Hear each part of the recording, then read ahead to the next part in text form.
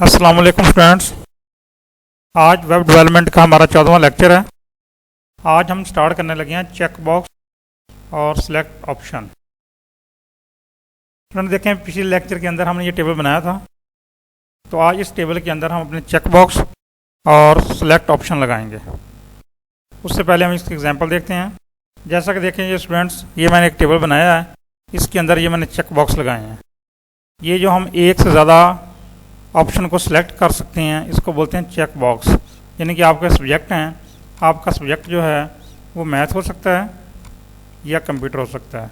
एक वक्त में दो सब्जेक्ट भी हो सकते हैं, या आप कोई एक ऑप्शन सेलेक्ट कर सकते हैं। इसे बोलते हैं चेक बॉक्स। यानी कि एक या एक से ज़्यादा एक ही वक्त के अंदर सिलेक्शन आपने करनी हो तो चेक बॉक्स में की जाती है। अगर आप एक वक्त में एक ही करें, जैसे ऊपर किया है, तो इसके लिए हमने रेडियो बटन लगाते थे। इसमें सिर्फ आप एक ही सिलेक्ट कर सकते हैं, ये ऑप्शन बटन होते हैं। और ये वाली चेक बॉक्स है, यानी कि आप एक वक्त में सब भी सिलेक्ट कर सकते हैं या कोई एक करना है। यानी कि अब हमने सिलेक्ट करना है। जैसे ये है कि हम प्रोवेंस करते हैं अपना, कोई भी सूबा अपने सिलेक्ट करना है, तो ये देखें ऑप्शन हमारे पास आ जाते हैं। इसको बोलते हैं इनमें से सिलेक्ट करना है।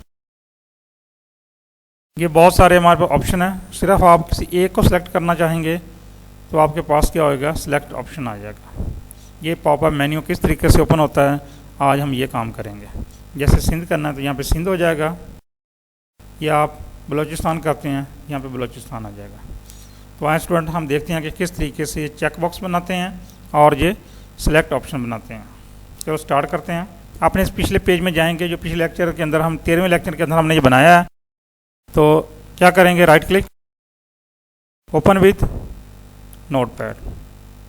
ये ओपन हो गया। इसको चला के देखते हैं, डबल क्लिक करते हैं तो ये देखें ये टेबल हमारे पास आ गया।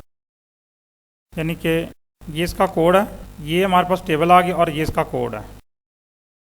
अब हम स्टूडेंट कहते हैं कि इसके नीचे यहाँ पे चेक बॉक्स होना चाहिए, यहाँ पे सब्जेक्ट लिखा हो, आगे उसके ऑप्शन हो। तो अब हम क्या करेंगे, इस जेंडर के नीचे जाएंगे। देखें ये जेंडर है, इसके नीचे हमारी ये रॉ बनी है, उसके अंदर दो सेल भी बने पड़े हैं। अब इसी सेल के अंदर हम लिखते हैं, यहाँ पे सब्जेक्ट लिख देते हैं। जैसे मैंने लिख दिया सब्जेक्ट। अब इस टीडी के अंदर हम लिख देते हैं मैथ। ये मैंने मैथ लिख दिया, कंट्रोल एस करके देखते हैं, इसको रिफ्रेश करें, ये देखें मैथ आ गया। अब हम कहते हैं यहाँ पे बायो लिखा होना चाहिए, तो एक टीडी और बनाएंगे। यहाँ पे टीडी बनाते हैं, टीडी क्लोज कर देंगे। इसमें मैं लिख देता हूँ बायो, कंट्रोल एस रिफ्रेश, ये बायो आ गया। दो सब्जेक्ट हम और लिख लेते हैं, टीडी, ये टीडी क्लोज किया।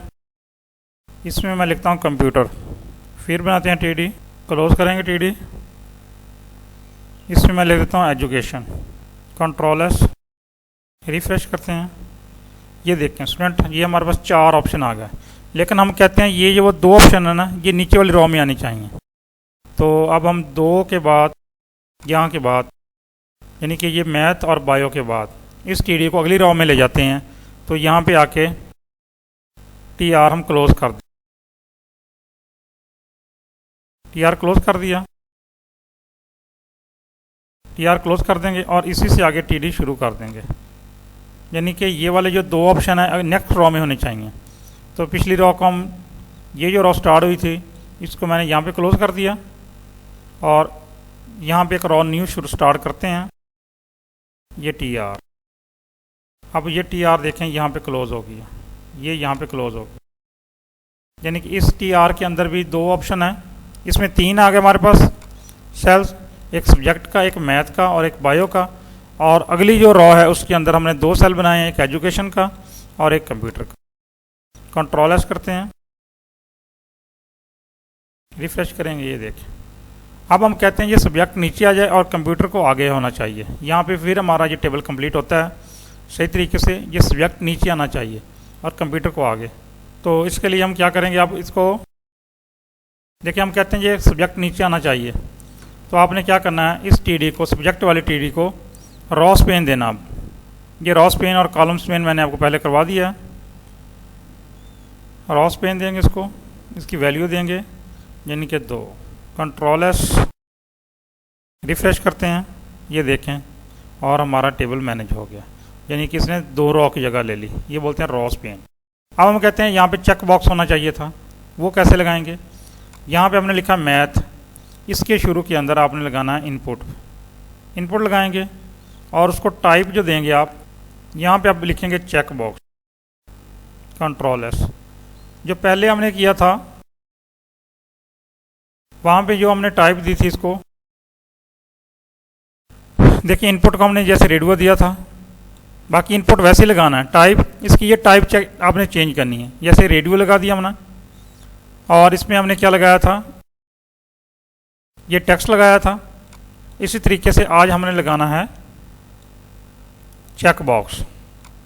ये मैथ से पहले आपने इनपुट एक लेना है, उसको टाइप देनी है चेक बॉक्स, और इसको कंट्रोल एस करें, रिफ्रेश करते हैं, ये देखें चेक बॉक्स आ गया। इसी तरीके अब हर जो हमारा सेल है उसके साथ लगाते हैं। बायो के शुरू में इनपुट, इसको टाइप क्या देंगे,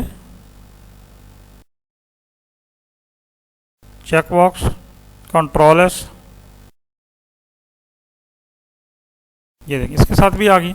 सब के साथ लगाते जाते हैं। अब मैं इसको कॉपी करता हूँ, इनपुट को कॉपी किया कंट्रोल से इस कंप्यूटर के शुरू में, और इस एजुकेशन के शुरू में लगा देना है। कंट्रोल एस करेंगे, ये देखिए सबके साथ चेक बॉक्स आ गए। स्टूडेंट्स, उम्मीद करता हूँ आपको किसी समझ आई होगी कि किस तरीके से हम अपने चेक बॉक्स लगाएंगे। सबसे पहले आपने ये सीखना है कि इस टेबल को किस तरीके से मैनेज करते हैं। तो अब चेक बॉक्स हमने लगा लिया। अब हम लिखते हैं सिलेक्ट बॉक्स, सिलेक्ट ऑप्शन लगाते हैं। अब आप क्या करेंगे, इसी टेबल के अंदर एक न्यू रॉ बनाते हैं, इस रॉ को क्लोज करते हैं। अब इसके अंदर 2 टीडी बनाते हैं। ये 2 टीडी मैंने बनाई। इस एक टीडी के अंदर हम प्रोवेंस लिखेंगे और अगले के अंदर हम उसके ऑप्शन देंगे। कंट्रोल एस करते हैं, ये देखें 2 सेल बन गए।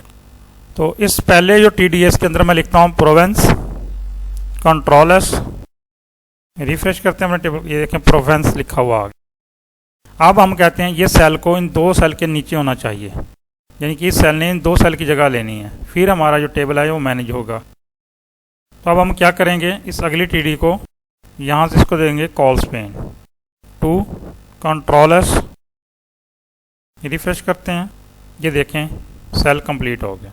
अब इसके अंदर हमारी सिलेक्ट बॉक्स आनी चाहिए।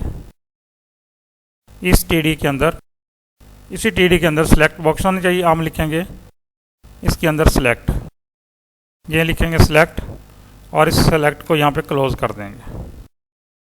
क्या करेंगे स्टूडेंट, जिस सेल के अंदर आप जो सिलेक्ट बॉक्स लगाएंगे उसके अंदर हम टैग लगाएंगे सिलेक्ट का, और सिलेक्ट टैग को क्लोज कर देंगे। कंट्रोल एस करते हैं, रिफ्रेश करेंगे, ये देखें सिलेक्ट बॉक्स आ गई है, लेकिन अभी ये खाली है।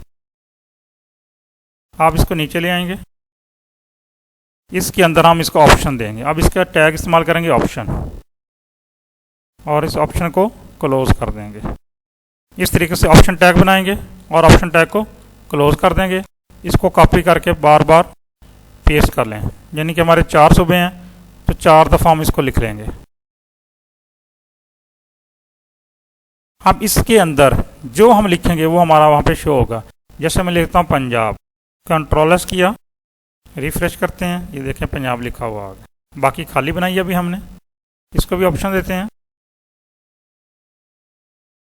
देखो स्टूडेंट, इस तरीके से आपने हर ऑप्शन के अंदर उसकी वैल्यू दे देनी है। जैसे मैंने सिंध लिख दिया, खैबर पख्तूनख्वा लिख दिया और बलोचिस्तान लिख दिया। ये सारी वैल्यू आपने ऑप्शन के अंदर लिखते जाने हैं। कंट्रोल एस करेंगे, रिफ्रेश करते हैं।